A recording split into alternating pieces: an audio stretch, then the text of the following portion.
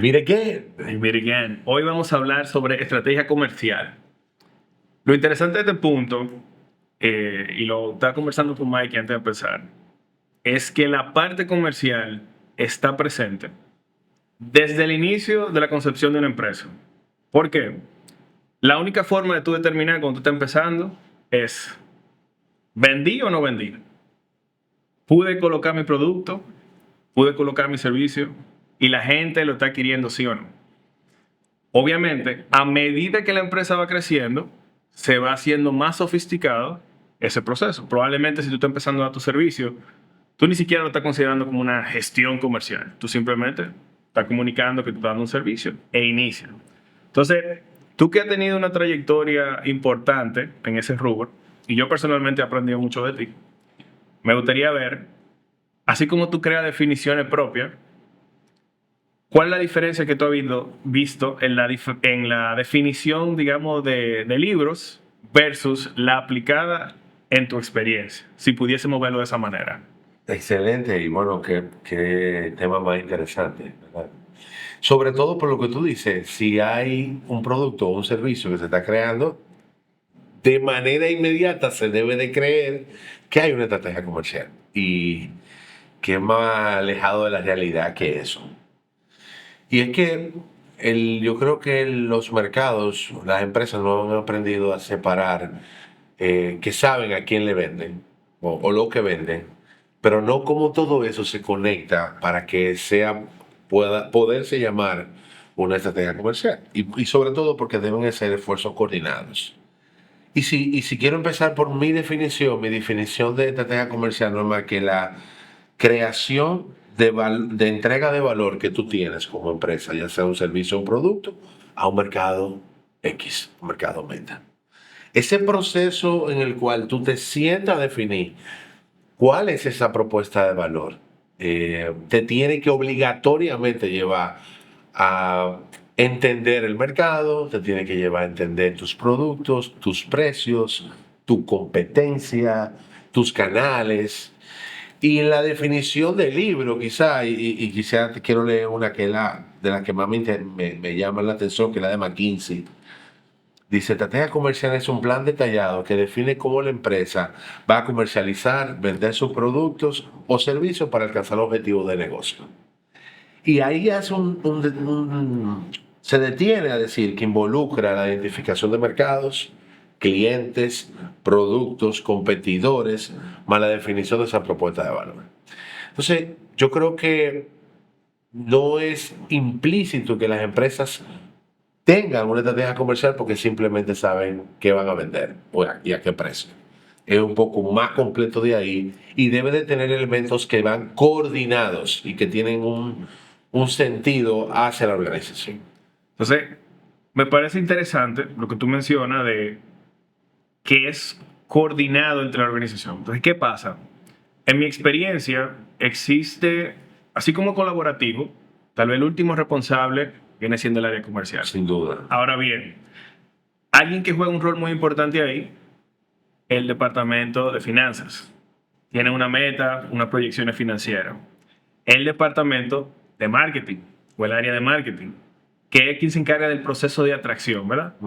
Y está la parte comercial, que al final de ese embudo es el responsable de traer esos resultados. Entonces, ¿cómo tú has visto esa conciliación entre esos tres departamentos?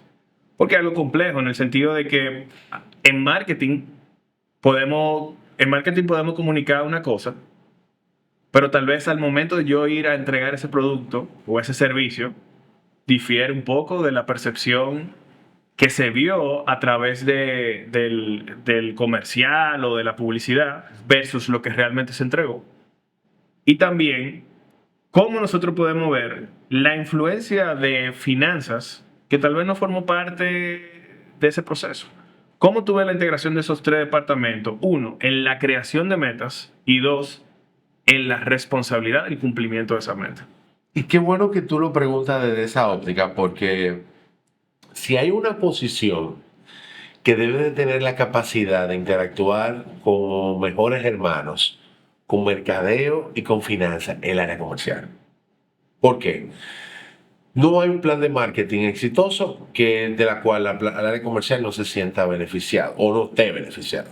Si el área de marketing define como un éxito sus acciones, el área comercial también. No puede haber una definición individual de que exitoso marketing y no lo está yendo bien comercialmente.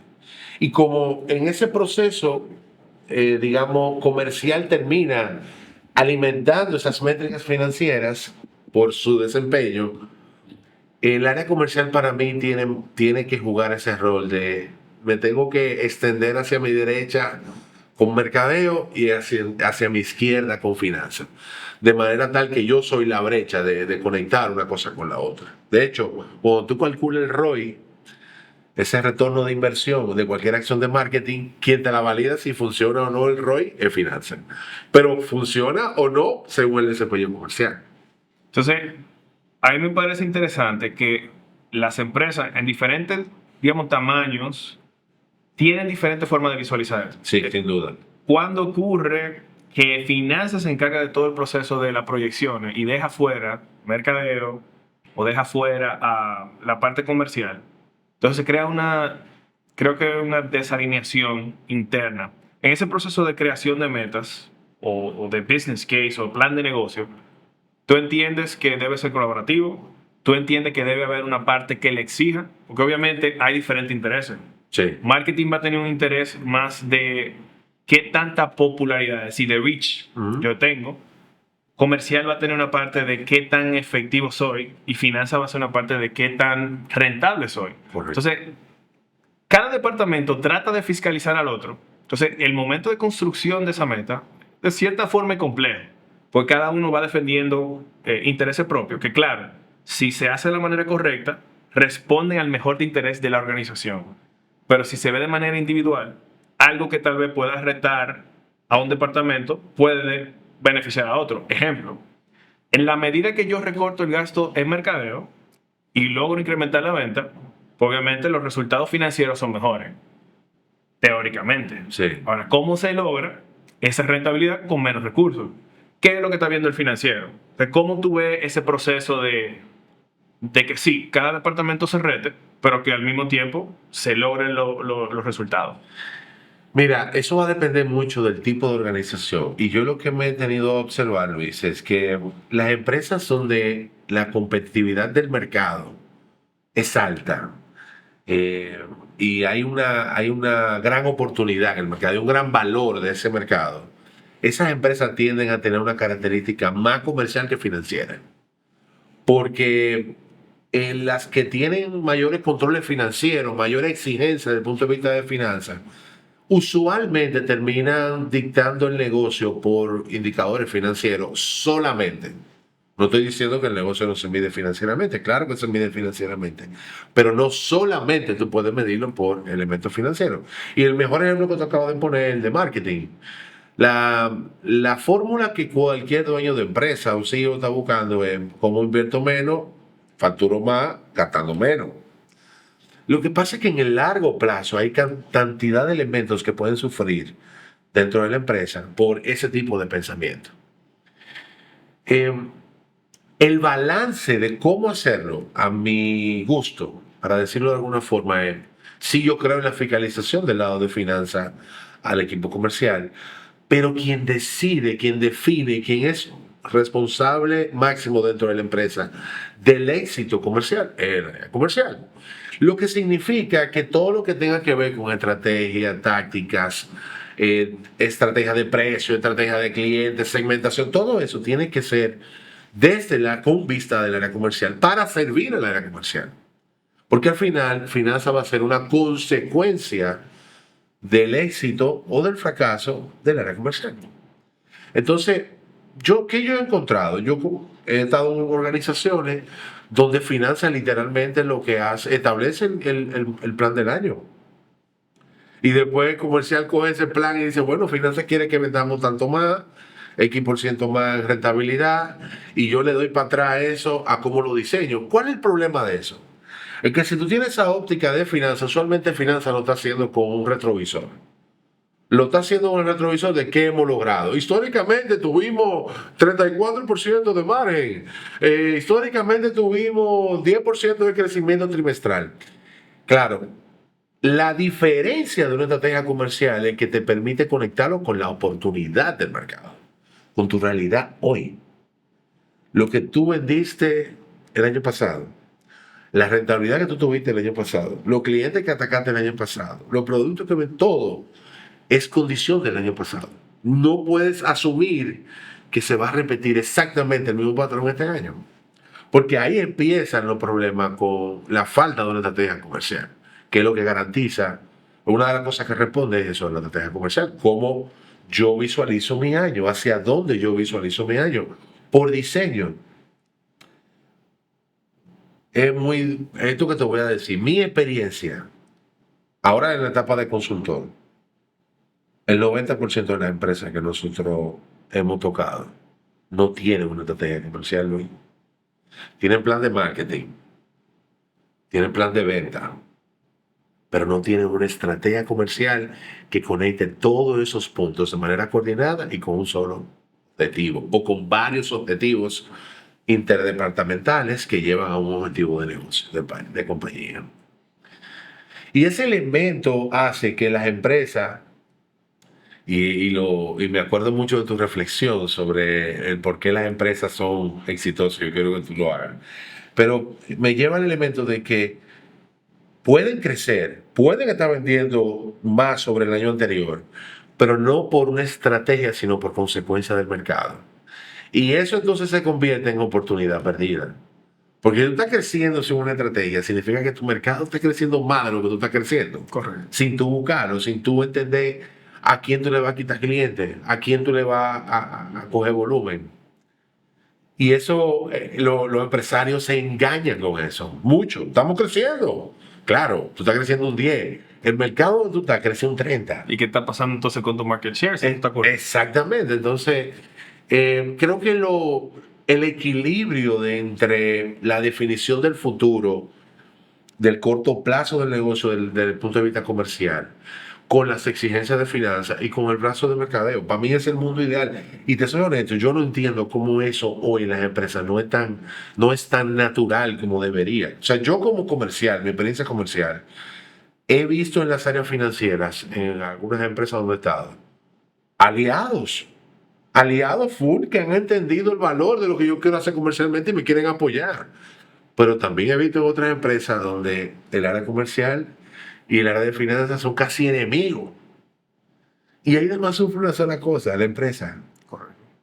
Entonces, súper relevante lo que tú mencionas, porque el comentario que yo hago sobre el crecimiento de las empresas es que básicamente son exitosas sin importar lo que hacen. No, Pero espérate, gracias. Luis, tómate un segundo y repite eso de nuevo. Esto es un highlight, por favor. El éxito de las empresas en la República Dominicana son exitosas, ¿verdad?, sin importar lo que hacen, no gracias a lo que hacen. Y así como tú bien mencionas, en una economía que tiene una muy buena racha de crecimiento, mientras se vea crecimiento y tú tienes un tamaño relevante, tú estás tranquilo.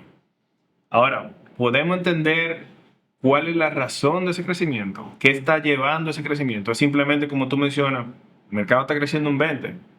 Yo tal vez ni tengo el conocimiento de que el mercado está creciendo mucho más rápido que yo. Claro. Y eso es lo que se traduce en que, perfecto, si el mercado crece a un múltiplo mayor que el mío, yo estoy perdiendo market share.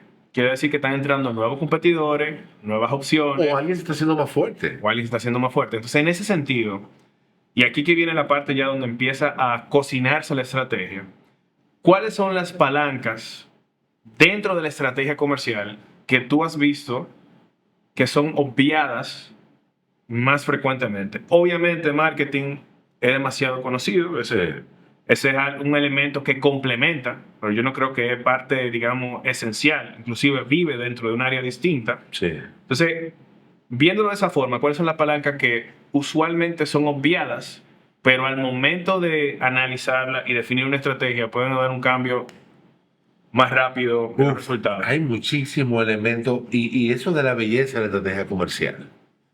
Porque puede tener tantos elementos como de manera creativa tú quieres atacar el negocio. Y eso suena como tan abierto, pero lo es. Te voy a poner un ejemplo. Si mercadeo, si tú coges un alcance de un plan de marketing, el alcance al final tiene un endgame y vamos a traer consumidores, vamos a traer usuarios a la empresa, dependiendo de lo que hacemos. Vamos a posicionar la empresa de manera favorable con una reputación positiva. Eso es un marquito, digamos, un marco muy centrado en mi cliente y eso es genial, es como la forma más simple de ver el mercadeo. Pero cuando yo hablo de comercial, yo estoy hablando de cosas que incluso hoy yo no tengo creadas que yo puedo desarrollar para el beneficio de mi negocio. Y una de las principales palancas que yo creo que no está muy utilizado en el mercado es la utilización de la data para la segmentación de tu cliente y de tus productos. Sabemos qué vendemos. O sea, pocas empresas no saben lo que venden. Creo que si no saben lo que venden, tienen un problema. Pero sabemos por qué, qué venden. Ahora, ¿a quién? ¿A quién? Y cuando yo te digo a quién, no es nombre y apellido de mi último cliente. ¿Cómo tú lo clusterizas? ¿Cómo tú sabes si ese cliente se repite 500 veces en tu entorno? ¿Cómo tú sabes si ese tipo de cliente hay 5.000 disponibles para tu mercado? 20.000, 50.000, 100.000. Entonces, ese proceso de segmentación con data, con entendimiento de quién es tu cliente hoy, pero quién está en el mercado disponible, a quién tú quieres ir a buscar, es una de las cosas que cuando tú la ejecutas correctamente en tu negocio, sin tú hacer nada diferente, es decir, estos son mis bloques de clientes y porque son diferentes, se comportan diferentes, necesidades diferentes, yo los voy a atender diferente. ¿Y qué ejemplo tú me pudiese dar basado en esa clusterización o esa segmentación de clientes? Si yo tengo un cliente que es de alto volumen y de baja frecuencia, o de uno intermedio, o uno que comprende baja frecuencia, bajo volumen, ¿cómo se beneficia a mi empresa de yo verlo de manera diferente desde el área comercial? Claro, y qué buena pregunta. Te voy a poner un ejemplo. Imagínate que tú tienes una empresa que tiene productos de consumo masivo. ¿Ok? ¿Y por qué quiero tomar consumo masivo? Porque cuando yo entro en productos de servicio, B2B, quizás es más fácil hacer ese proceso de segmentación porque esa clusterización tú la puedes definir con más elementos racionales del negocio. Pero cuando tú hablas de consumo masivo es más complejo, porque tú dices, ok, si yo soy consumo masivo, yo estoy utilizando canales masivos. Yo no le llego a todos los consumidores de manera directa. Entonces, para hablar de canales masivos, tú tienes que entender, ok, ahí empieza el proceso de segmentación de tu producto. No todos los productos de un consumo masivo, de una compañía de consumo masivo, van a todos los clientes. Entonces, te quiero poner un ejemplo. En una empresa de consumo masivo que tiene un formato pequeño de consumo del día a día, ese producto usualmente, que es el del día a día, el de entrega de valor más pequeño, el agropoque más pequeño del cliente, tú lo vas a mandar colmado. Pero si tú entiendes que es el único producto que tú vas a necesitar y tú vas a mandar ese al supermercado, puede ser que el producto no le funcione el formato del canal comercial donde tú quieres activar. Entonces, tú entender quién es tu cliente, dónde está y cómo eso se conecta con tus productos es la forma más asertiva de tú decir, yo tengo un portafolio que responde a todas las posibilidades de donde yo puedo llegarle a ese cliente. El elemento de la segmentación de producto y la segmentación de clientes se conectan cuando los formatos están definidos no por el cliente, sino por el canal. Te voy a poner un ejemplo. Ese mismo producto que tú vendes en un colmado, ese colmado, vamos a poner un ejemplo, no es un on-premise, tú no te lo puedes consumir ese producto ahí. No está diseñado para tú consumírtelo ahí, porque tú lo estás vendiendo en un canal donde no hay un autoconsumo. Sin embargo, tú puedes crear ese mismo producto y llevarlo a un formato donde sí se pueda consumir en el punto de venta. No es lo mismo comprar usualmente para tomar un ejemplo de la bebida, el formato de 12 onzas de la cerveza, que es el formato que todo el mundo conoce como la pequeña, es un formato de consumo individual. Si tú tienes un lugar donde lo que tú generas como atención del cliente es grupos, tú no puedes esperar que el formato 12-11 sea el formato que más tú comercialices, porque los formatos de grandes cantidades de onzas son los formatos diseñados para ese tipo de cliente. O sea que el portafolio tiene que adecuarse al canal. Totalmente. Ejemplo, yo no puedo ir a un restaurante donde la cerveza se consume de manera individual y pedir una Jumbo. Correctamente.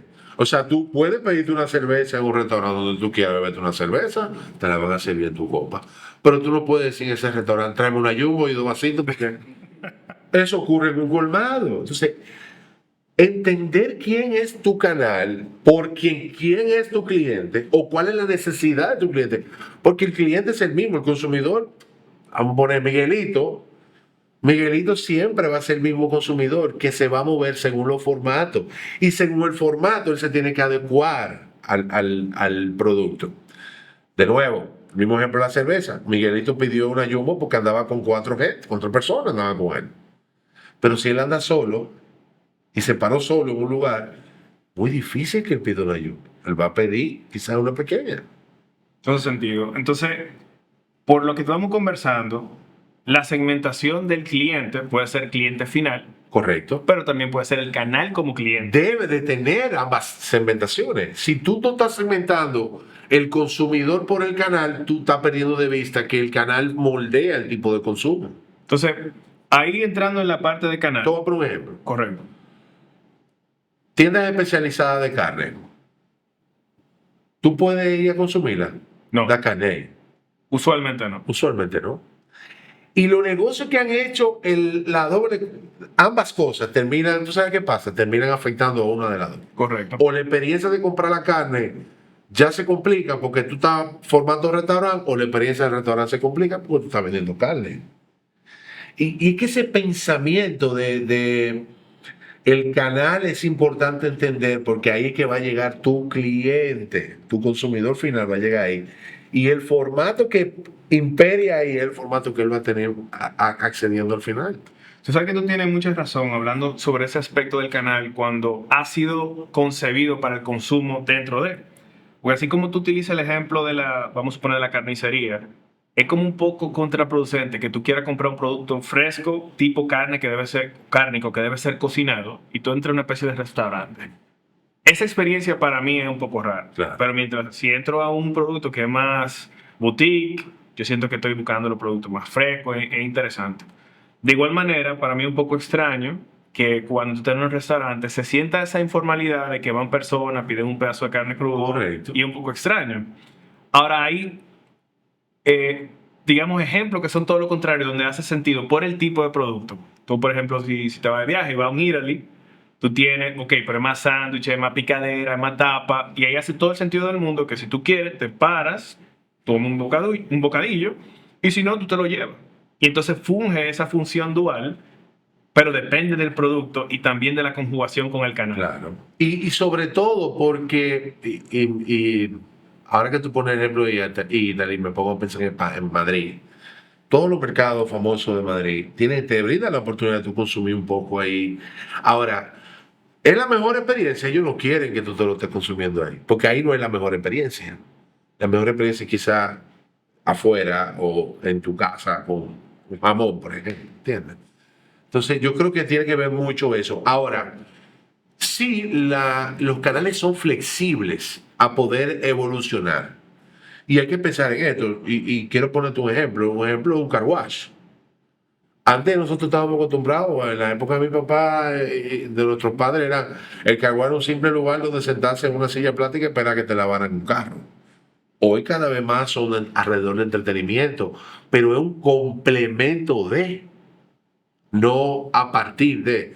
Entonces, ¿qué quiere decir? O sea, no es lo mismo. Es más difícil tú convertir un bar en un car wash que un car wash en un bar. Claro. Uno tiene un valor agregado. Correcto. Y otro tiene un, digamos... Le estás cambiando la experiencia. Estás transformando la experiencia original. Hacia abajo. Correcto. Entonces, si tú eras un car wash, evolucionaste a hacer un autodetailing con bar y restaurante, bien, porque tú lo que hiciste fue ese tiempo que de ocio que tenía el cliente ahí, tú dijiste, vamos a transformarlo en consumo y en experiencia. Ahora, si yo estoy yendo a un bar, como concepto de bar en mi cabeza, quizá que yo te reciba, yo soy bar, pero ahora también soy car wash, no necesariamente en lo que yo estoy buscando cuando yo estoy buscando un bar. Entonces, por eso sí, hay que pensar que los canales tienen esa flexibilidad, pero esa flexibilidad también impacta el formato. ¿Por qué?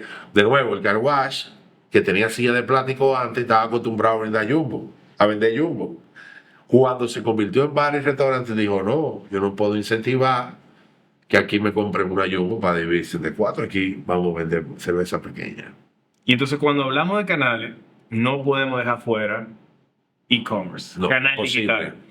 Entonces, ¿cuáles son las consideraciones donde esa transición o esa apertura de ese canal, que es algo que se está conversando mucho en la actualidad, y tú tienes, digamos, mucha experiencia, tanto en formación como en, digamos, práctica?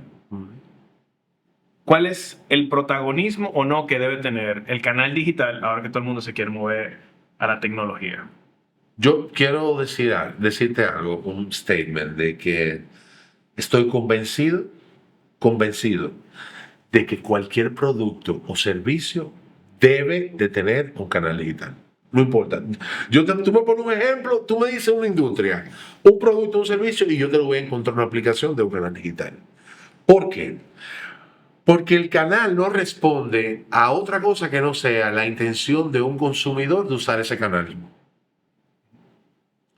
La única razón por la que existe el e-commerce es porque hay un consumidor, un usuario que está listo para autogestionarse, está listo para tomar decisiones de compra sin asistencia o con la asistencia, la menos asistencia necesaria o con el menos seguimiento necesario. Yo estoy convencido, no importa el producto o el servicio, no importa lo que sea, tiene que tener su canal digital. ¿Por qué? Porque de manera natural hoy el usuario, el consumidor, está utilizando el canal para informarse, para llegar a conclusiones de qué es lo que necesita. Tenemos cada vez que entender las empresas que el consumidor tiene el poder, y no es el poder por el dinero, que siempre he tenido ese, es el poder por la información. Es el poder porque hoy puede, en un solo voice note puede hacer comparar dos marcas y tomar una decisión por algo que diga Google. Entonces, lo interesante es que también el canal digital, eso tiene la profundidad que queramos llevar. Porque así como el canal digital es un canal diferente para llegar a los consumidores o a los clientes, pues el canal digital también es multicanal en la forma en que se comunica. En sí mismo. Uh-huh. Entonces, ¿cómo elegir la forma de comunicación? O tú optas más por la multicanalidad, dándole la opción al usuario de que interactúe como quiera. Sí, de manera natural, yo como negocio tengo la capacidad de tener canales interconectados.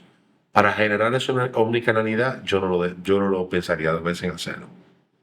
¿Por qué? Porque hoy cada canal de eso puede ser transaccional.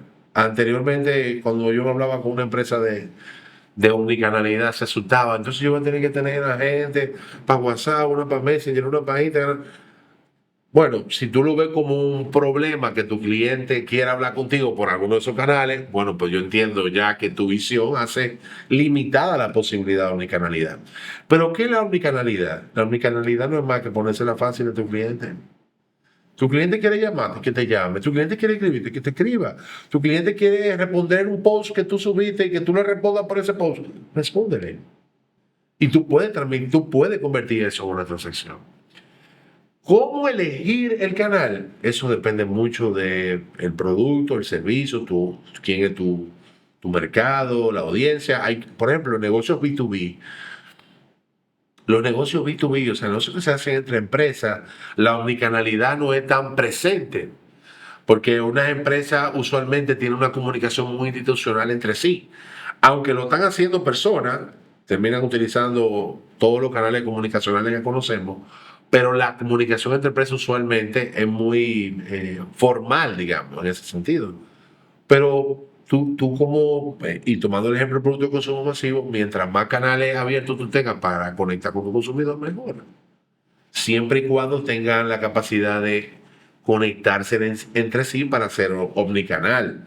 ¿Y qué significa eso? Si yo hablé contigo por Messenger y tú sabes que yo soy Manuel Si yo voy a hablar contigo por WhatsApp, por favor, trata de saber que yo soy Manuel, el que habló contigo por Messenger, para que yo como cliente no tenga que volver a contarte lo que yo estoy buscando. O sea, que el canal es consecuencia de quién es tu mercado, cómo tu consumidor está interactuando contigo, con tus categorías, con tus servicios. Y de hecho, también tiene que ver con tu misma intención de innovación. Tenemos clientes que innovaron en industrias en República Dominicana que no tenían canales digitales y lo hicieron de manera empírica. Y esos canales digitales hoy representan una parte importante del negocio. Casi una vertical nueva. Casi una nueva vertical. ¿Tú sabes lo más lindo del canal digital, Luis? Que de esos canales que tú no puedes decir que hubo canibalización.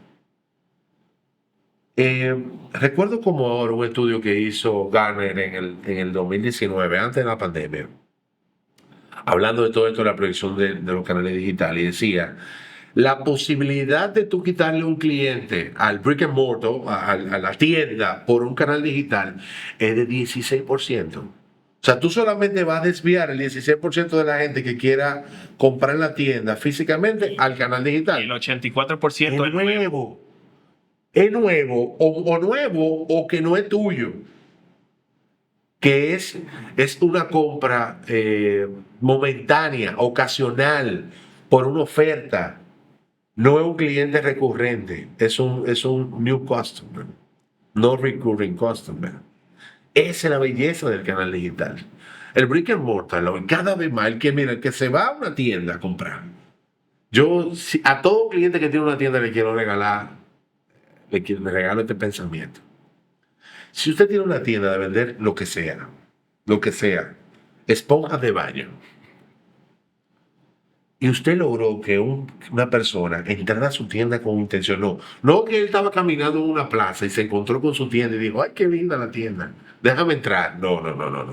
Alguien que llegara y diga, no, yo vine a esta tienda porque yo vine a buscar la mejor esponja de baño. Valore ese cliente como usted valora a su mamá. Porque, Luis, es que el que el consumidor tome la decisión de trasladarse a una tienda física a comprar lo que sea, que tú tienes que valorar eso como una intención de compra genuina y muy cara. ¿Cuánto le están pagando a ese cliente para hacer eso?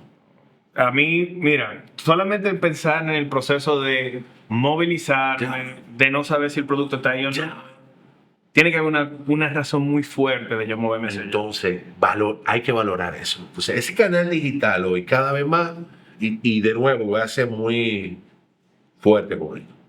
No hay un producto o un servicio, no en República Dominicana, en el mundo, que no se pueda comercializar y no se pueda vender a través del canal digital. Sí, yo como consumidor lo que pienso en ese momento es cómo yo ahorro tiempo. No hay tiene que ser muy escaso el producto donde yo asistiendo físicamente, si tengo la opción de autogestionarme de manera digital, yo voy a preferir el sitio. Y nosotros somos quizá la generación del intermedio entre nuestros padres y nuestros hijos que nos siguen. Yo disfruto ir al supermercado, Luis, discúlpame. Claro, me gusta físicamente. Porque tú sabes cuando un producto es superior a otro, dentro de la misma categoría. Veo innovación, veo precio, escucho a la gente, pero yo soy público atento a los temas de comerciales. Ahora, hay gente que me dice, es que a mí no me gusta comprar vino online. Yo quiero ir a ver porque yo no sé qué vino voy a ver. Claro. Entonces, a mí me gusta ir a la tienda y tocarlo y preguntar y que me digan. A mí me gusta ir a la carnicería, a mí me gusta, o sea, y cuando tú dices que a ti te gusta ir al brick and mortar, desde el lado del canal, el dueño del canal debe valorar eso como algo impagable. Tú no le puedes pagar a un cliente para que haga eso. No. Hay elementos de innovación que hay nuevo. ¿Qué elementos pueden haber? Ahora, mira, esto es lo mismo desde siempre. 1995. Probablemente la penetración digital Totalmente. Que tenga ese comercio va a ser exponencial. Por eso yo tengo una experiencia de que yo solamente voy a un solo supermercado. Porque digo, es que no me están obligando a comprar lo que ellos quieran. Ellos siempre va a haber innovación y yo disfruto mucho esa experiencia. Entonces, yo tengo una pregunta que casi busca pie. Y Me va a tirar al agua. no, bueno, vamos a Pon el ver. efecto. Vamos- Hay que poner el efecto para tirar al agua. Creo que tiene los elementos de depende, pero ahí vamos a ver cómo tú lo visualizas. Tú sabes que este mercado es muy sensible a precios. Entonces el precio, yo creo que es una de las palancas interesantes que tiene comercial. Y Sí, obviamente afecta en algunos términos, afecta la rentabilidad, pero ese volumen que se genere de acuerdo a esos movimientos de precios que se realizan puede compensar en términos netos o totales esa reducción de rentabilidad. Entonces, en un mercado que es sensible a precio, pero al mismo tiempo donde tú no puedes dejar que el precio sea lo único que dicte la decisión de compra, ¿cuál es la forma en que tú, como parte de la estrategia comercial, utilizas la palanca de precio de forma positiva sin afectar que cada vez que tú hagas, o sea, que solamente tú muevas al consumidor cuando hay una expectativa de descuento? ¿Cómo se utiliza eso de forma estratégica con un impacto positivo? ¿Y cuándo tú has visto que se ha utilizado en forma detrimental para un negocio? Wow, empezando por la última, yo creo que hay mucha evidencia de productos o de marcas en el mundo que por estrategia de precio incorrecta hicieron que sus productos se vieran con menos calidad, digamos. Eh, y esto es muy importante porque la calidad es una percepción de varias cosas. El precio es una percepción de una. Entonces, ese elemento yo creo que es una de las cosas con la cual la mayoría de empresas sufren mucho, de decir, si yo tengo una palanca de precio, yo tengo que saber que si yo la sobreuso, en el largo plazo, tú vas a dejar una marca de que si no es con una oferta o una activación comercial específica, tú no estás moviendo volumen. Entonces, ¿qué quiere decir? Que tu valor no está en la calidad de lo que tú haces o no hay un proceso diferenciador de eso. Sucede mucho en el sector automotriz. Si hay algo que no aguanta que tú le pongas un precio, que te equivoques en el precio de entrada de un producto, es un carro, ¿no? Si tú pusiste un carro a un precio equivocado en el mercado, no importa la calidad del carro, ni la condición del carro, pero el precio tuvo con un mal análisis, no supiste quién es tu competencia, quién es tu cliente, contra qué te está viendo tu cliente, cómo ese cliente te está viendo versus los otros modelos. Si tú posicionaste mal el precio de ese carro, no importa el carro que sea, tú no lo vas a vender. Porque el mercado se convierte, sí, en una compra emocional, pero el análisis de precio es racionalidad. Estoy pagando 10 por este que me ofrece esto, o 14 por este que me ofrece 10% más. Y el valor marcario sí genera mucho, el valor de la marca genera mucho a ese concepto del precio, pero como quiera tú te puedes equivocar ese precio. Claro, tú sabes que tú diste un punto interesante en esta conversación sobre precio, porque la marca, o sea, branding, tiene un efecto muy fuerte. Entonces, cuando tú tienes una marca que empezó como entry level y empezó a ser de fácil acceso Sí. para penetrar y tener más mercado, obviamente su meta futuro es, ok, yo voy expandiendo esos márgenes porque voy incrementando mi calidad, voy incrementando mi precio. Pero en el momento que ocurre lo contrario, que no estamos hablando de descuento, y una marca excede el precio versus su percepción de calidad, ahí tenemos problemas. Claro. Entonces hay una muy baja demanda. Y cuando tú, luego de que te das cuenta de que fue un error, y tú empiezas entonces a hacer procesos de descuentos agresivos, crea un efecto doblemente dañino para la marca. ¿Por qué? Porque tú dices, bueno, si esta marca se puede dar el lujo de hacer un descuento de 10,000, 15,000 dólares, por poner un ejemplo extremo, ¿por qué inicialmente me estaban cobrando eso? Si para la marca aún es negocio, que me dé un descuento de esa magnitud y como quiera ganarle a la unidad. Entonces tú estás evidenciando de cierta forma gran parte de los márgenes. Y como que para tú salvar ese inventario, tú estás evidenciando que hubo una estrategia de precios muy a la alza. ¿Cómo tú te recuperas? Sí. Y es muy difícil recuperarse un elemento como eso. Yo conozco marcas que por marcas completas, no modelos, marcas, una marca completa del sector automotriz, que por una mala estrategia de un modelo impactó el resto de los productos, porque el tema es que tú tienes un producto, usualmente tienes productos core. El producto core marca el posicionamiento de la empresa usualmente también. O sea, si tú piensas en la cervecería, te digo, ¿cuál es el producto core que más se acerca al posicionamiento de la cervecería? ¿Cuál es para ti? Obviamente vamos a hablar de la cerveza presidente. Vamos a hablar del presidente, ¿no? Tú no me vas a decir que lo que más se Modelo. parece es Modelo o Corona o The One. Claro que no. ¿Cuál es tu producto core? Entonces, el precio debe ser una consecuencia, y yo creo que aquí también he visto muchas fallas en las estrategias comerciales.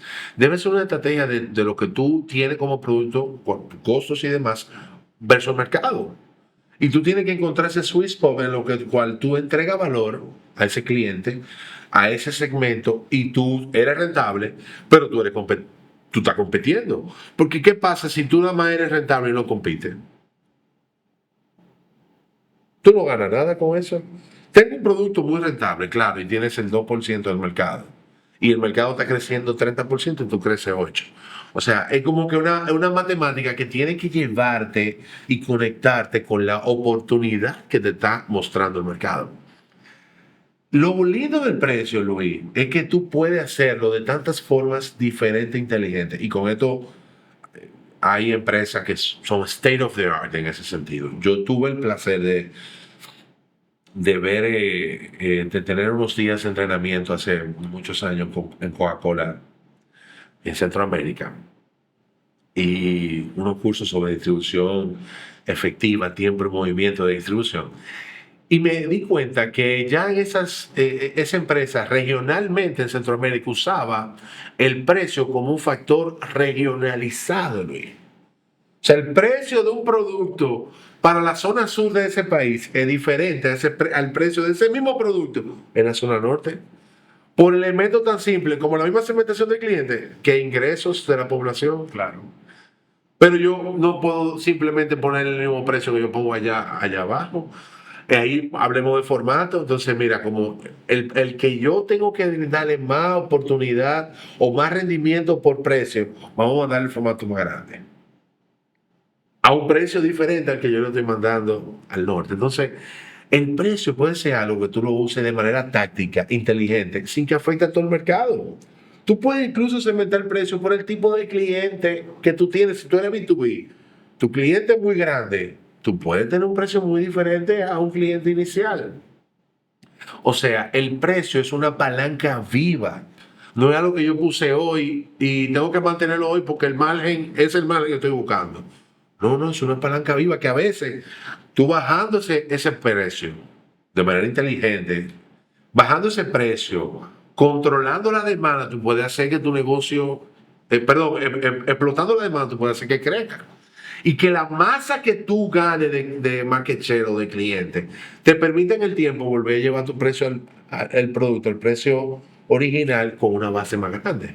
Si hay una cantidad de cosas que juegan ahí. Lo que yo creo que donde fallan las empresas con el tema del precio como palanca de una estrategia comercial es verlo como que el precio es el que pusimos y ya. No, lo único que usted tiene fijo en su empresa es cuál es el nombre de su empresa. Ni siquiera, usted lo puede cambiar. Claro, cambia en el tiempo. Tienes que tener la capacidad de evolucionarlo y utilizarlo a tu favor como una palanca, no como un elemento fijo. Tú sabes que hay un ejemplo o un caso donde se combina varios elementos o varios de la palanca donde nosotros estamos compartiendo hoy, que es, por ejemplo, el tema del precio, el canal y el aspecto, digamos, de la industria automotriz. Tesla, y quiero saber tu opinión sobre esto, porque fue muy disruptivo, optó por romper con la cadena de distribución de su producto. Es decir, ellos decidieron, mira, yo no voy a depender de ningún retailer, o sea, no voy a trabajar con concesionarios. Yo voy a hacer mi producto, así como tú pides por Amazon lo que tú quieres, aquí yo voy a hacer un proceso de orden, yo te voy a decir qué tiempo va a durar. Y lo interesante de esa eliminación es que obviamente eso se traduce en mayores márgenes, ¿verdad? Puedes controlar mejor tu producción. Y ellos establecieron algo interesante que es una relación dinámica con el precio en base a demanda. ¿Qué ha pasado? Obviamente, ahora que estamos en un periodo macroeconómico donde las tasas suben, el sector automotriz y el sector inmobiliario sufren. Porque a mayor tasa, obviamente la gente prefiere esperar un mejor momento para que esas tasas sean más bajas y ahí mismo crece la demanda. Pero en periodos de tasas altas, pues la demanda baja. Entonces son ciclos que van con la economía. Entonces Tesla dice, bueno, ahora la tasa tan alta, tengo baja demanda, tengo una oportunidad de que como hay menos pedido, incremento los precios. Entonces, eso le ha permitido a ellos jugar de manera directa con el precio como una palanca viva, como tú mencionas.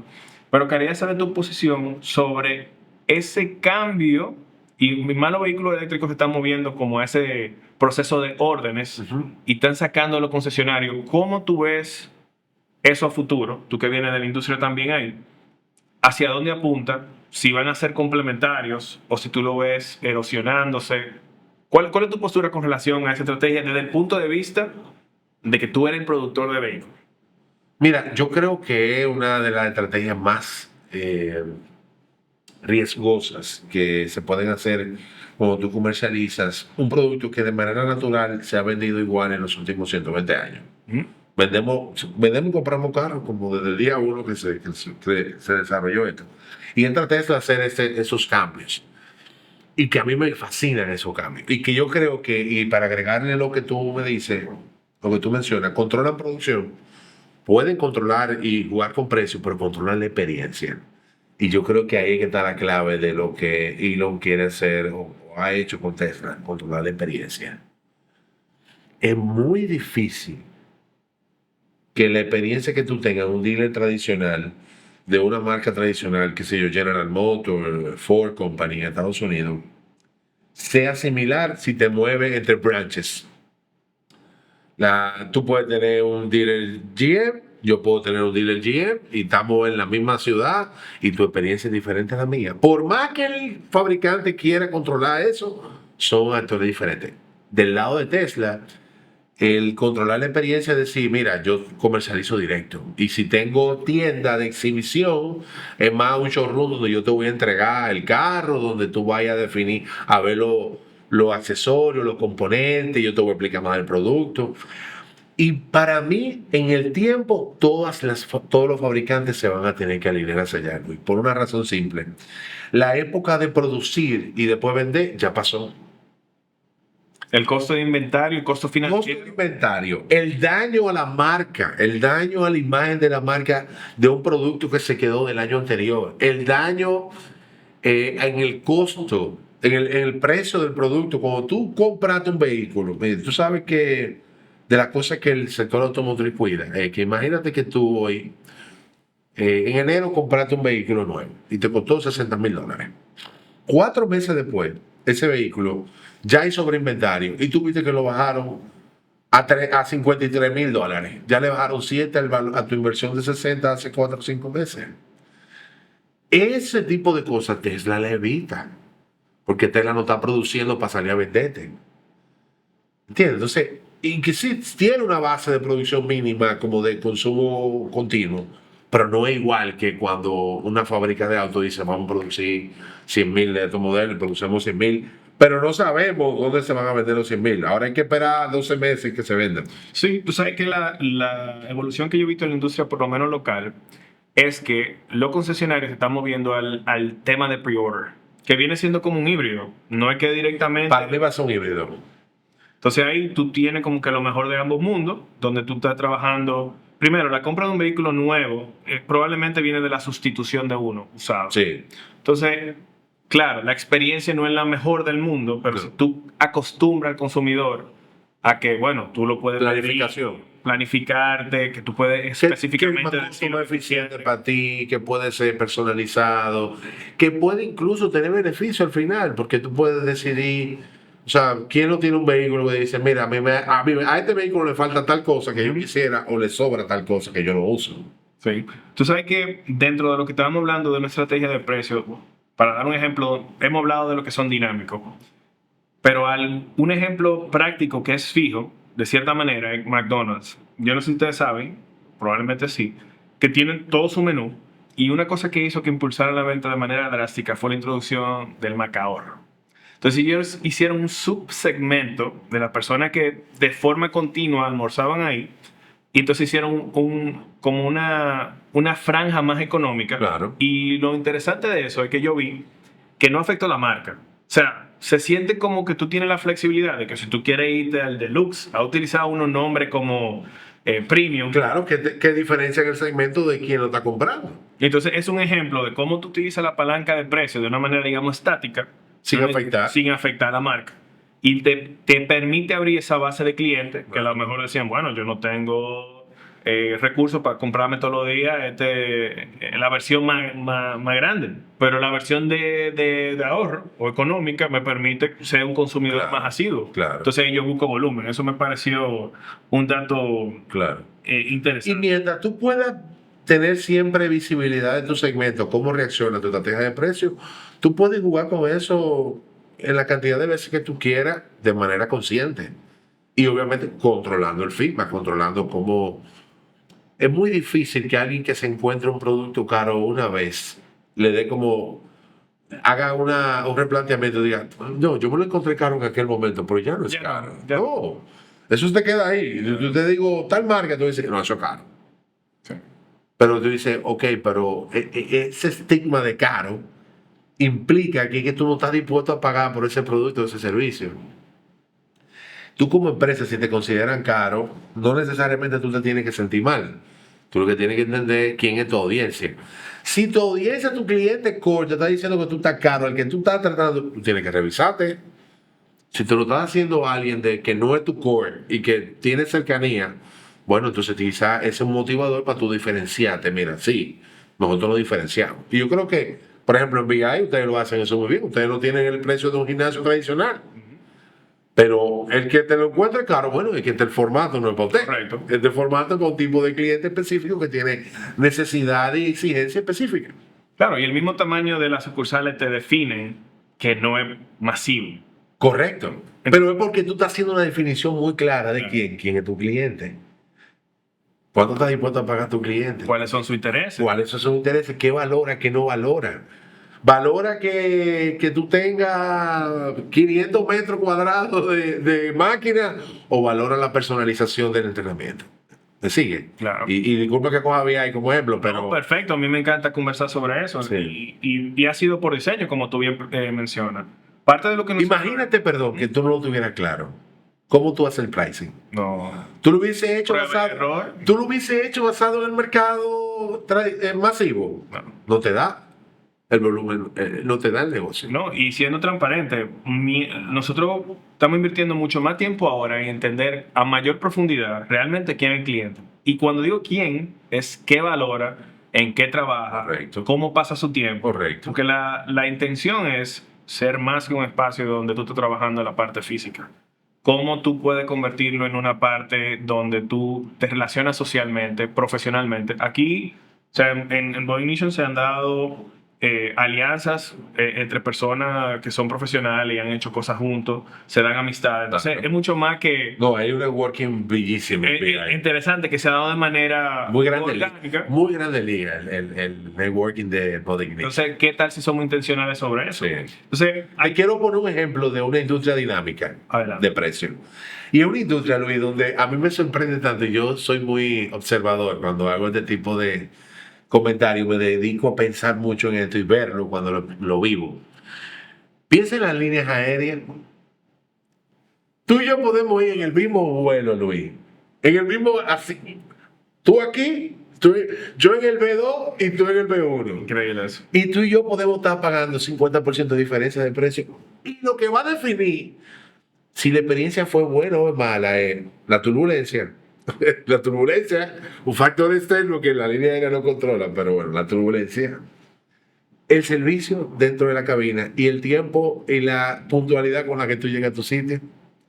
El precio, nada más es caro cuando tú lo estás comprando, nada más el factor caro-barato en la comparación.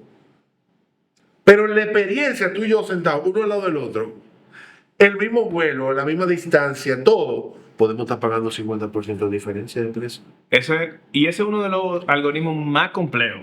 Porque tú como consumidor, tú entiendes, ok, si yo no tengo suficiente planificación, probablemente yo me voy a afectar, me voy a ver afectado. Correcto. Entonces, de cierta forma, ellos han moldeado, la industria de aviación, ha moldeado el consumo o el comportamiento del consumidor de modo que entienda que menor planificación Inclusive, el factor indecisión.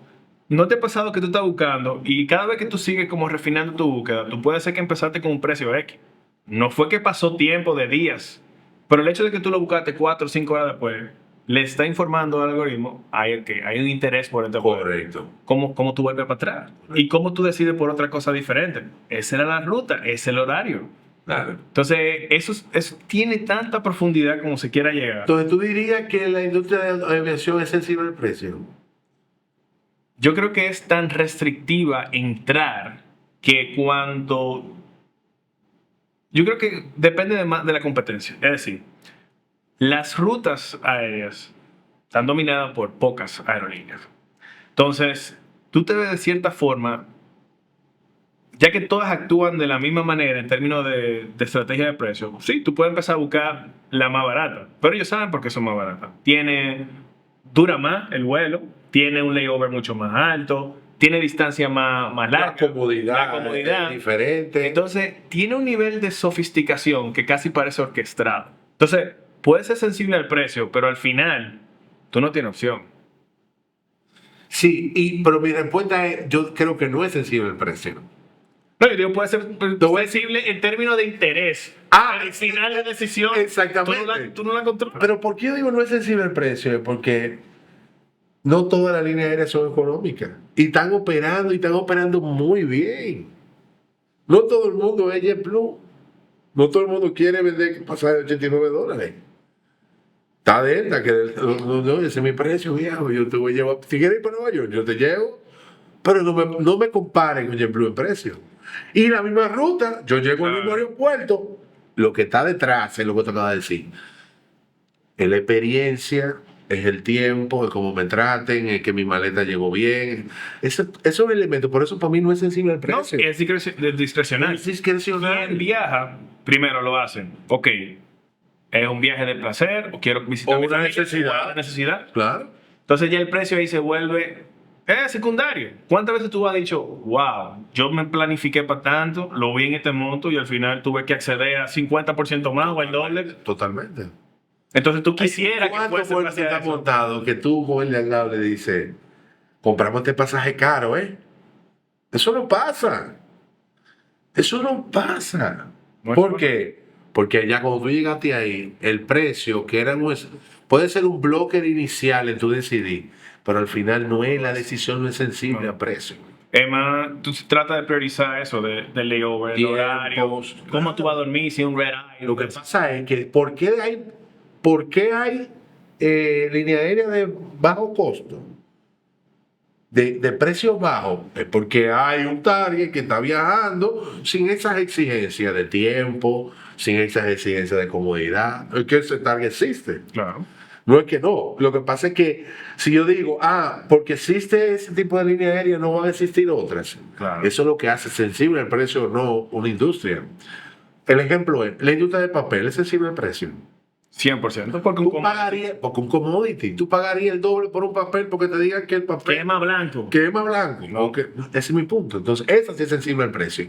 Porque si te metiste al doble, tú no estás entregando nada Tú no más. estás entregando nada. Ahora, la línea aérea, un ticket de Delta te puede costar el doble de uno de JetBlue. Ahora, tú sabes que probablemente Tu expectativa de servicio tiene son más altas. un equipo. el porcentaje de que esas aerolíneas se encuentran en horario Correcto. es mucho más alto. Correcto. Entonces, en términos de lo que es el go-to-market, porque aquí esa parte le toca mucho al comercial también. Cuando es tecnología es más sencillo. Sí.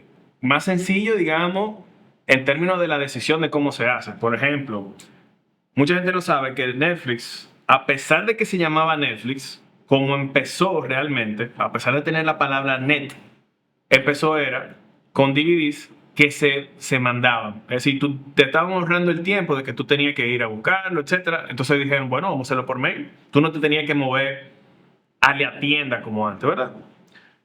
Y una estrategia comercial que los catapultó al mercado global fuera de Estados Unidos fue así, bueno, ahora nosotros nos vamos a mover a digital. Y ese contenido lo vamos a distribuir en una plataforma. Pero también tú has tenido la oportunidad de trabajar productos de consumo masivo de forma regional. Entonces, ¿cómo cambia en términos de estrategia comercial el go-to-market? Algo que funcionó aquí, vamos a decir que continuamos en Latinoamérica, y tú pusiste un ejemplo interesante, que bueno, puede cambiar por la capacidad de generar ingresos de la zona. ¿Cómo cambia ese go-to-market en términos de estrategia comercial cuando tú te quieres internacionalizar? Si yo tú utilizo un juego de palabras, es que go to market empieza con el market to go. El mercado es quien te va a decir a ti las posibilidades.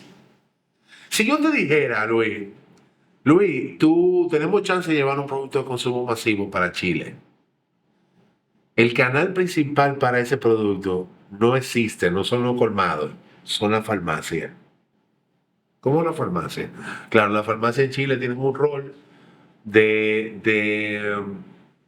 trade moderno, tipo supermercado, donde tú puedes ir a una farmacia. Yo creo que aquí varias cadenas de farmacia han implementado aumentar los productos OTC, que son de consumo, que no son de receta, medicina y demás, dentro de la farmacia. Pero lo que yo te estoy diciendo en Chile es casi un supermercado.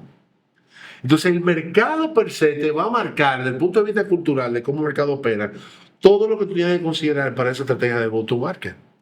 Y eso es lo que hace una estrategia comercial. Antes de tú salir a vender, es entender todos esos elementos que te crean un formato de trabajo específico, que te crean una capacidad de alcance de canales específicos, que te crean incluso la posibilidad de evaluar el negocio de manera diferente.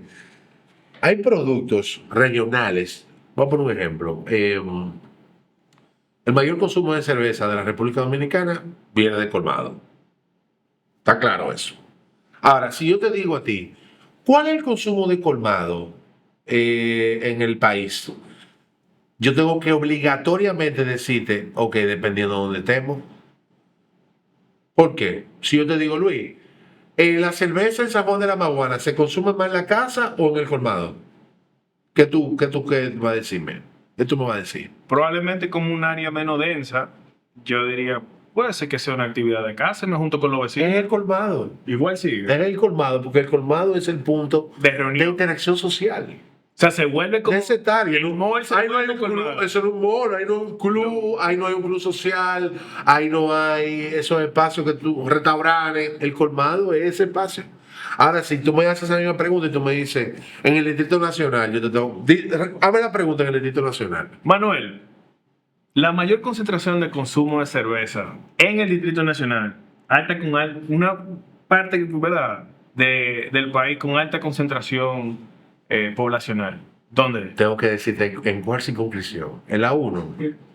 Porque en la 1, el delivery quizá es el 60% del consumo de Es cerveza. totalmente opuesto a lo que yo creía por... No, o sea, es que en la 1, que es donde estamos ahora mismo, los colmados no están llenos de gente bebiendo los jueves, pero el colmado vende cerveza. claro.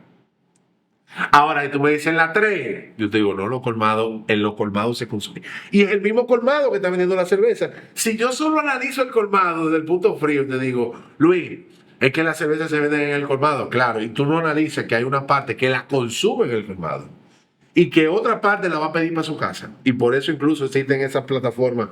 Ya la misma cervecería tiene su plataforma de venta de cerveza fría.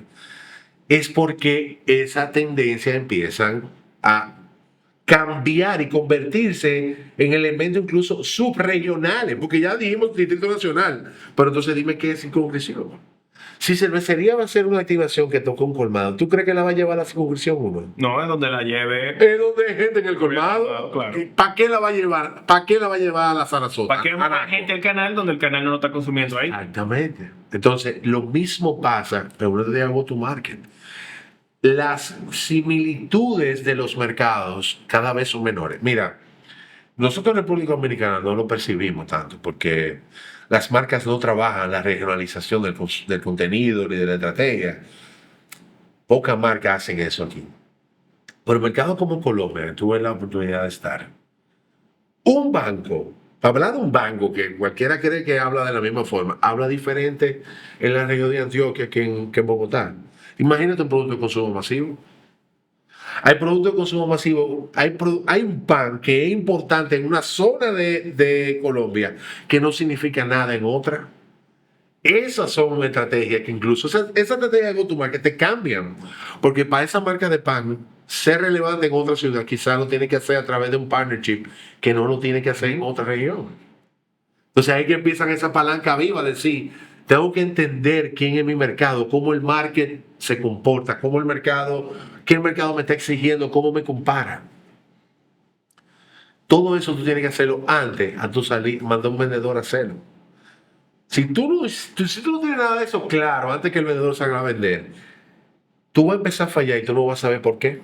Eso es lo peor de no tener una estrategia comercial. ¿Sabes que tú estás trayendo a colación antes de entrar a la construcción, ¿verdad? De que es la parte donde nosotros ya empezamos a aterrizar cómo se estructura la estrategia comercial. Yo guardé este punto, o traté de guardarlo, ¿verdad? Porque la conversación podía moverse ahí de manera natural. Y es la fuerza de ventas.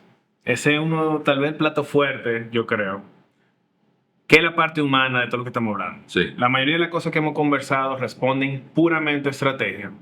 Entonces, yo quisiera introducir el concepto, ¿verdad?, de la fuerza de ventas, cómo se organiza.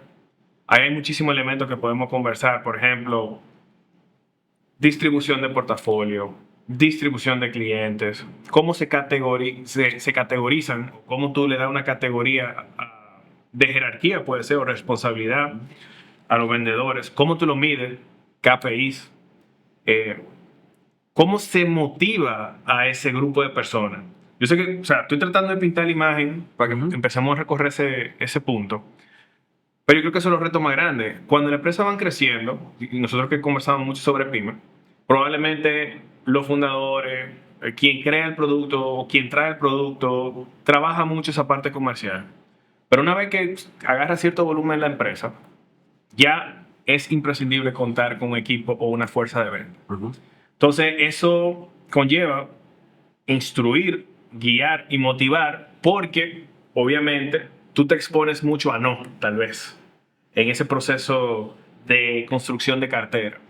Entonces, básicamente la pregunta es, ¿con qué se come eso? ¿Cómo se desarrolla un equipo comercial, una fuerza de venta de una manera estratégicamente correcta por diseño? Mira, y tú acabas de decir algo, usualmente en las empresas la fuerza de venta es una consecuencia de crecimiento, no de un diseño parametrizado de cómo, que yo mido.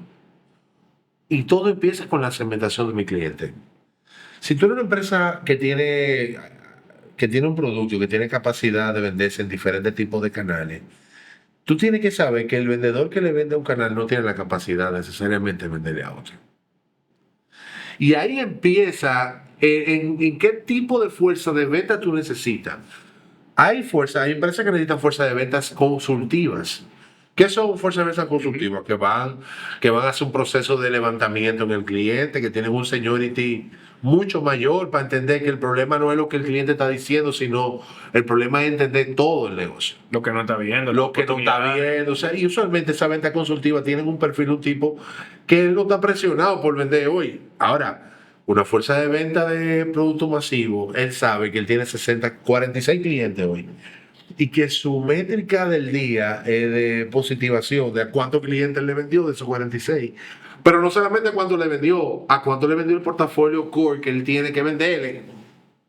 Entonces, en el diseño, lo primero que tienes que empezar con el tema de entender quién es tu canal y qué lo diferencia. La segmentación es lo mismo negociar con un mayorista. Mira, Luis, negociar con un mayorista en la República Dominicana es de las cosas más interesantes que te pueden pasar. Porque son sus reglas. Cuando una empresa de consumo masivo negocia en una gran cadena, tiene reglas que son escritas para todo el mundo. Aplica a todo el mundo las reglas. ¿Te monta? Te monta, no te monta, yo te voy a pagar 90 días. El mayorista negocia según se sienta con el vendedor, según se sienta con el gerente de la empresa. Yo conozco mayoristas que le dicen, tú necesitas que te pague hoy, yo te pago hoy, te hacen un cheque, toma, 10 millones ya no te debo. Pero hay negociaciones donde ese mayorista dice, yo te voy a pagar 90 días, aunque él tenga el dinero.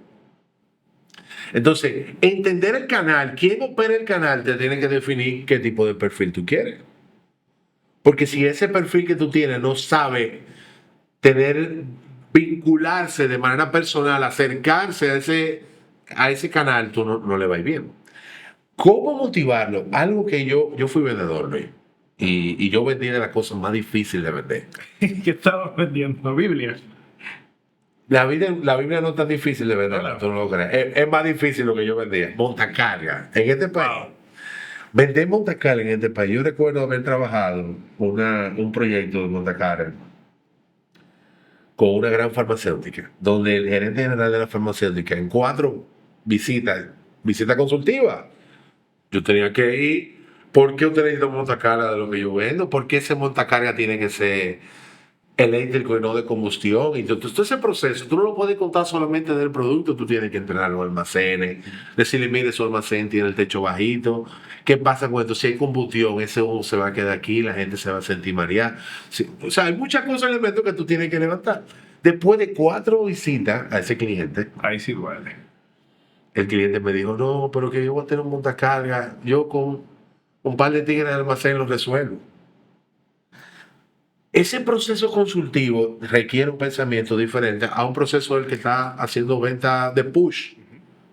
De, óyeme que me llegó tal cosa, óyeme que tengo este producto, óyeme que este combo, no te puedo vender este producto si tú no me compras esto. Ah, son reglas que los vendedores inventan. Claro. Y qué válido. Entonces, ¿qué motiva a un vendedor, Luis? Yo te voy a decir 3 cosas que motivan a un vendedor. Y te voy a hablar como vendedor. Primero, claridad de lo que yo me voy a ganar. Si yo te vendí el bolígrafo, yo tengo que saber que el bolígrafo, si te lo vendí a 100 pesos, me voy a ganar 1. Si lo vendí a 99, me voy a ganar 0.5. Exacto. Ujú.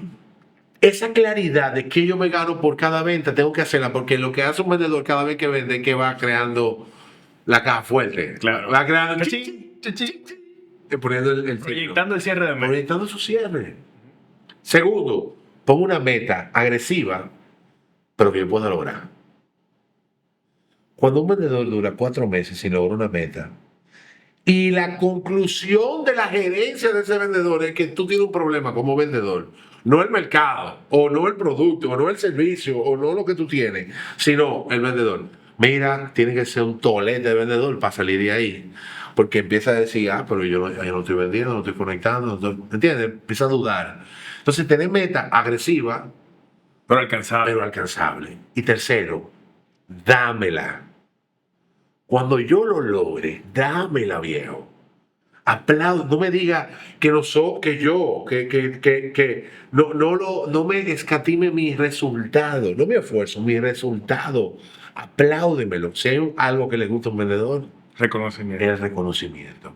O sea que yo me he encontrado extraño de las empresas, algunas que hemos visto, que a pesar de que tienen una fuerza de venta, la fuerza de venta no tiene una meta clara. Ellos no saben cuándo lo lograron, cuándo no lo lograron.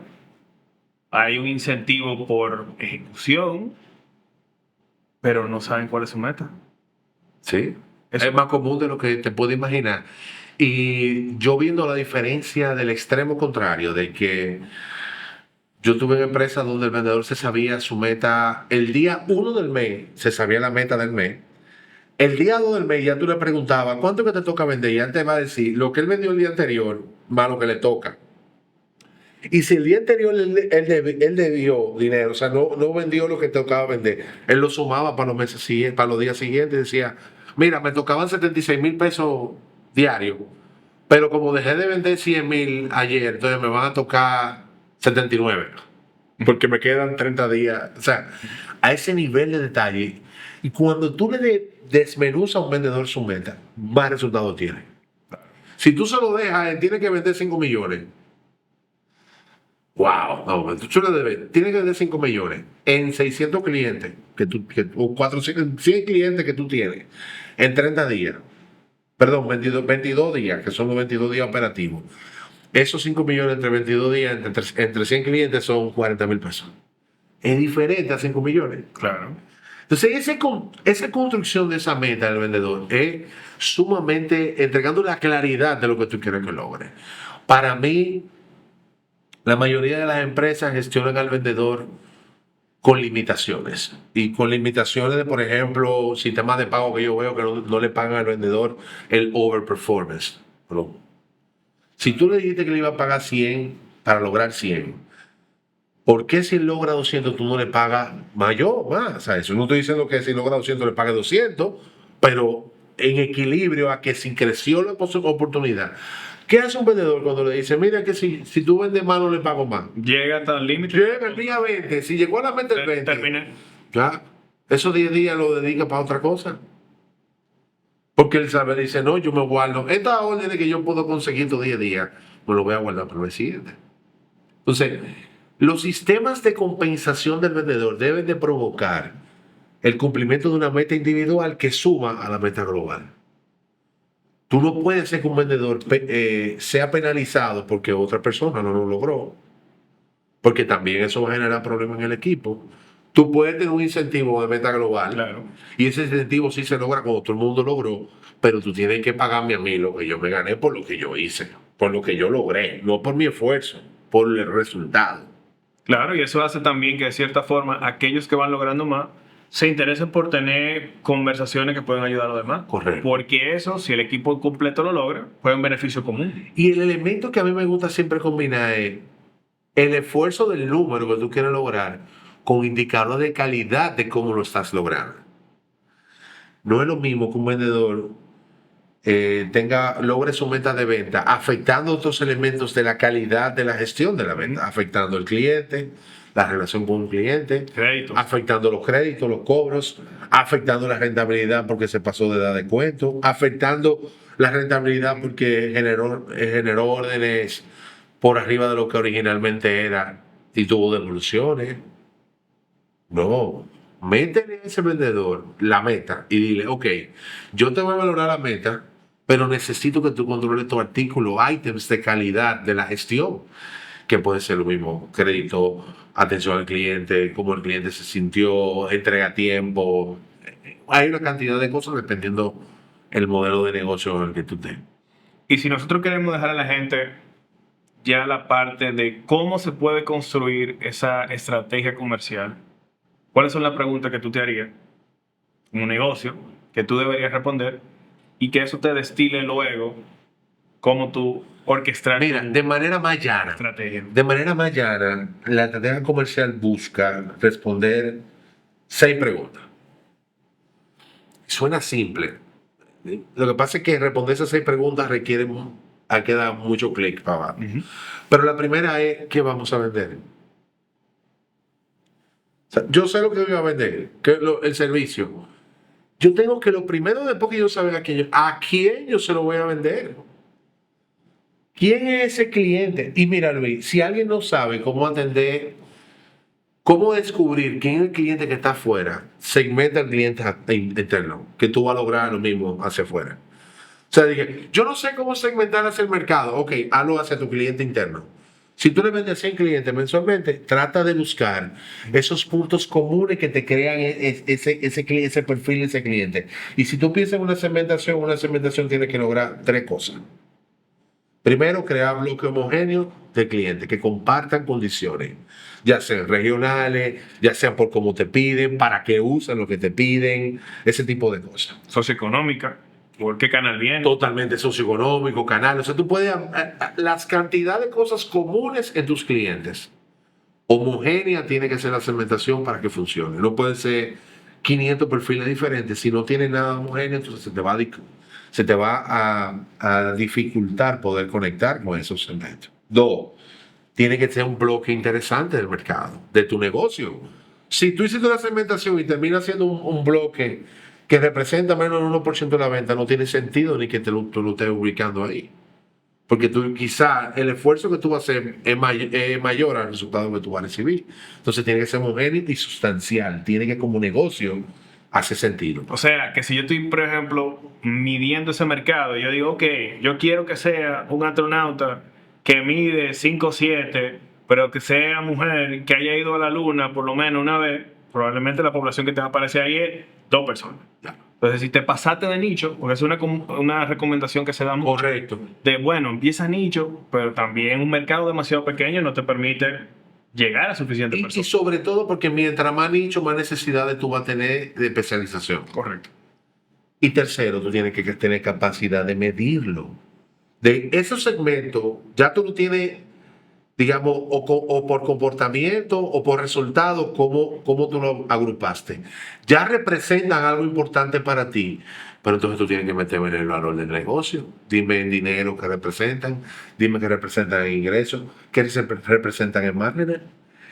Ahí en ese proceso tú puedes descubrir cosas como, de las cosas más comunes que yo descubro en ese proceso con las empresas que asesoramos es que ellos tienen un segmento de clientes que es el más rentable, que ellos no sabían que era el segmento más rentable, porque no es el más grande.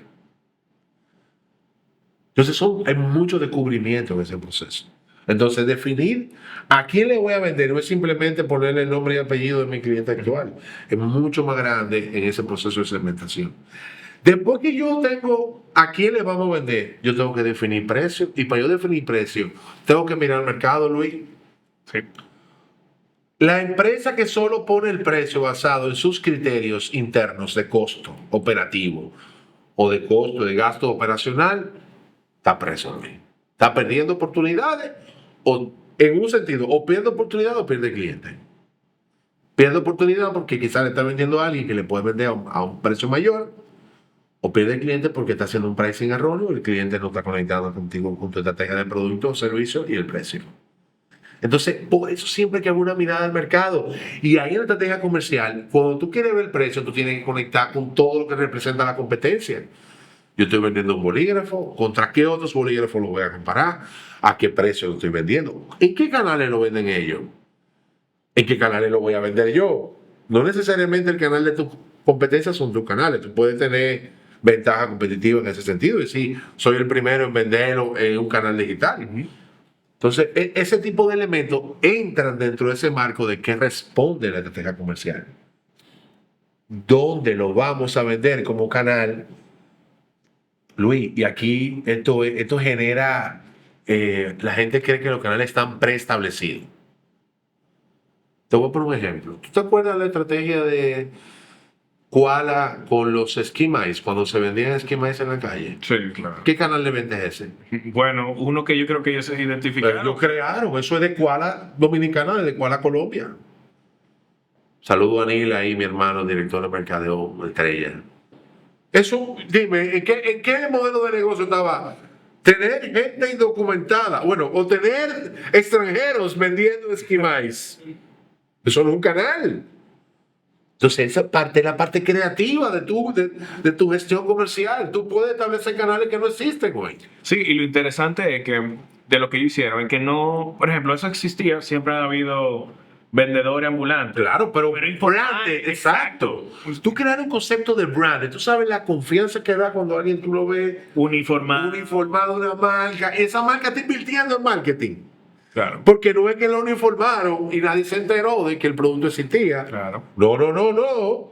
Es que te están diciendo que este producto. O sea, para mí, uno de los movimientos geniales de cómo innovar en un canal. Y a bajo costo. Es más, quizá lo de bajo costo yo no lo puedo asegurar, porque es gente. Y lo que involucra a mucha gente al final. Ahora, lo que yo te puedo decir que sí generó un producto que usualmente tú lo piensas comprar en un supermercado para consumirlo en la casa, generaste un consumo on-premise en tu carro que no iba a ocurrir. Claro. Porque si nos vamos a Quimalito, ¿dónde más tú compras Quimalito? ¿O en la calle? ¿O en el supermercado? ¿O en el colmado? O en el colmado. Que al final termina siendo o para la casa o tú meterlo en el colmado. Entonces, los canales tienen la capacidad de ser silos que están hoy visibles.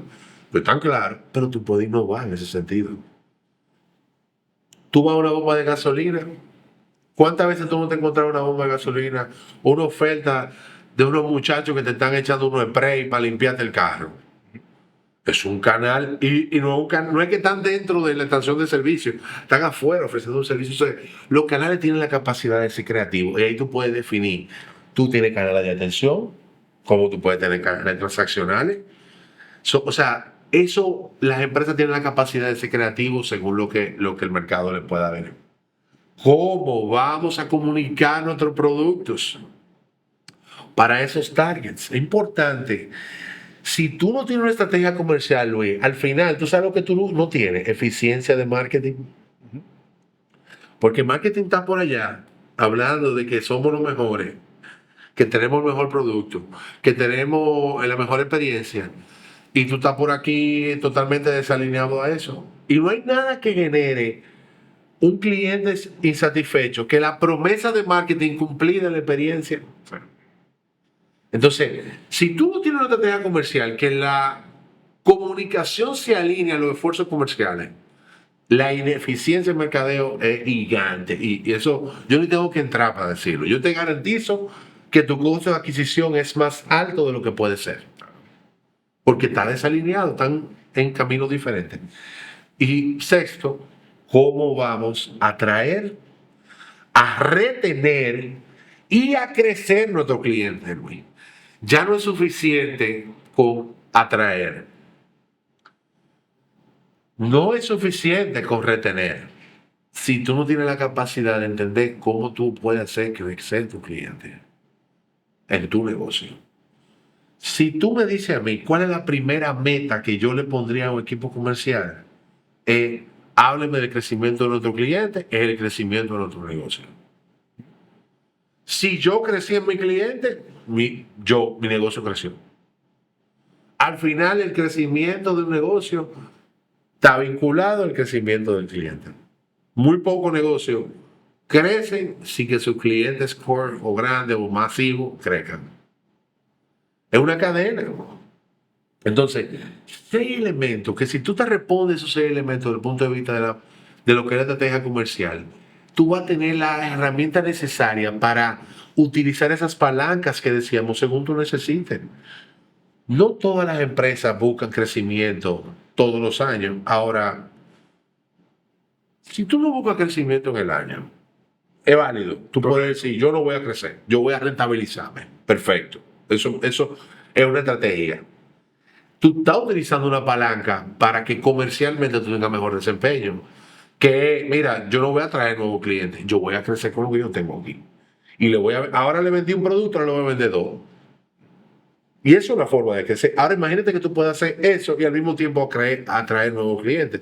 Entonces una estrategia comercial te permite entender cómo tú vas a capitalizar el cliente actual, el que tú tienes, cómo tú le vas a hacer crecer ese cliente actual, pero también te permite entender cómo tú vas a atraer un nuevo cliente y cómo tú lo vas a ir convirtiendo en ese cliente actual que ya tú le estás sacando provecho y le estás conectando más.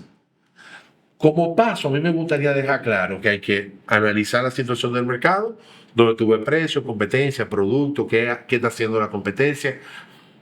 Y esos procesos, Luis, son tan enriquecedores para todo el que se involucra, porque llegamos a conclusiones, conclusiones como equipo, de dónde estamos parados y qué realmente es una fortaleza en un FODA.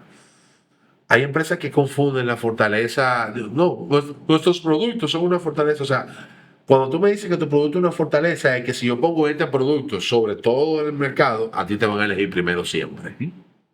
Y tiene que tener un componente de innovación ahí obligado. Tiene que haber obligatoriamente algo diferenciado que tú me estés entregando. Segundo, ya hiciste la definición de cómo está el mercado. Me entregaste la segmentación de clientes. Tú sabes quiénes son tus clientes, dónde están, cómo están clusterizados. Entonces tú sabes qué lo mueve, cuáles son sus puntos de dolor, cuáles son las cosas que valoran, cuáles son las cosas que no valoran. Mientras más claro tú estás de tu cliente y de qué canal usa tu cliente en el caso de un producto que utilice segmento consumo masivo, tú estás más claro de entenderlo y de capitalizar ese segmento. Tercero, tú tienes que definir objetivos. Y como dije ahorita, tienen que ser retadores, tienen el famoso SMART, ¿verdad? Que deben ser medibles, que deben ser entendibles por todo el mundo, que deben ser accionables, que todo el mundo debe de entenderlo. Digamos, tiene que tener un tracking, tiene que tener un tiempo donde va a ocurrir esos objetivos. Tú tienes que obligatoriamente entender cuál es la propuesta de valor que tú estás llevando y que eso sea articulado por ventas. Porque ¿qué hace la empresa con que el mercadeo sepa muy bien que la propuesta de valor de nosotros es esta? No, eso tiene que estar en manos de quien toque el cliente, del que toque el canal. Esa propuesta de valor tiene que estar evidente y clara y ser, para considerarse una propuesta de valor, no eres tú que lo defines si es de valor o no, es tu cliente. Para ti puede ser importante decir en tu propuesta de valor, yo soy el que más temprano abre. Al cliente no le importa un carajo. Si no está en la calle ahora, ¿no? Exactamente. Entonces, Que sea una propuesta de valores porque el cliente, usuario final, tu consumidor final lo valora como tal. No es de que tú te lo creíste, de que no, que yo tengo el mejor ERP. No, no, eso te ayuda a ti. ¿En qué le ayuda eso al cliente? Es el punto. ¿Cómo vamos a comunicar? Y piensa en una empresa B2B que usualmente no utiliza, que tiene su cliente B2B, no utiliza esas grandes plataformas comunicacionales. Tiene una cantidad de formas de llegar a una empresa de manera directa.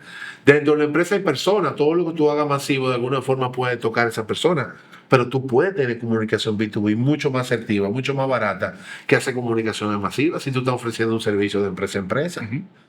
Hazlo por tema, hazlo por contenido, tú puedes hacer muchísimas cosas de cómo entregar tu mensaje de quién tú eres.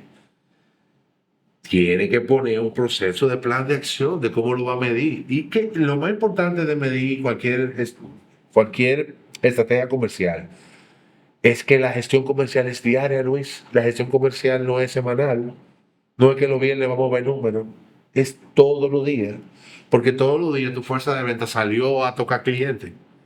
Y si el resultado de salir a tocar clientes de ese día no fue el esperado, tú no puedes esperar el viernes para darte cuenta. Que se fue el 25% ahí. Exactamente. Tú no puedes esperar el viernes para decir, ay, pero mira, tenemos un problema, es que ellos bajaron precios. La gestión comercial es diaria, diaria. Eso no hay otra forma de hacerlo. Para hacerlo correcto, hay que hacerlo diario. Y cierro, Luis, con que todo esto es un proceso de ajustes, medición, mejora. Planeo, ajusto, veo, mejoro, planeo, ajusto, veo, mejoro. O sea, ese es un ciclo, no un plan, una estrategia comercial. No es para ponerlo en la pared y está ella, no. Eso es para tú tener elementos, palancas identificadas de cómo el negocio se puede mover, hacia dónde se puede mover, cómo se puede mover, hacia dónde incluso debemos mirar cuando estemos fallando. Es muy triste entrar a un negocio que le fue mal en un mes y preguntarle, ¿por qué te fue mal? Y la gente mirándose a la cara. Y que la gente se esté mirando y que, cri, cri, pon un efecto, Mikey, cri, cri, cri, cri. Viejo, si a ti te fue mal en el mes, lo mínimo que tú deberías saber es de las cosas que te tocaban a ti que tú no hiciste. ¿Y cuál es el plan de acción para cambiar eso? Claro. Y si tú no puedes saber del mercado, ¿qué pasó con el mercado? Entonces, concéntrate en lo que te toca hacer. Olvida, está bien, tú no tienes, yo no sé cómo saber, yo no sé el market share del mercado mensualmente, está bien, es válido, te lo compro. En este país hay un problema con la data en ese sentido. Pero tú hiciste todo lo que tú dijiste que tú ibas a hacer. Es que si tú ni siquiera tenías escrito qué tú ibas a hacer, ¿cómo tú quieres que el resultado llegue? Eso no te deja comercial. Me parece excelente. ¿Qué te parece si le hacemos un documento a la gente para que pueda descargar esa? Yo creo que hay dos cosas que podemos compartir y es una autoevaluación como para que podamos definir, para que cada quien en su empresa pueda decir, yo tengo los elementos de una estrategia comercial. Yo no voy a poder ayudarte a entender la calidad de esos elementos, pero si tú tienes esos elementos definidos, ya tú estás ganando. Sí, 100%. Y esa evaluación, así como la guía de lo que nosotros vemos que son los pasos que hay que desarrollar por la estrategia comercial. Bueno, doctor, sin desperdicio, me parece excelente. Que vamos a dejar ese regalito, a ver qué le parece a la gente. Me encantó el tema de hoy, Luis. Gracias por la conversación. Gracias, doctor.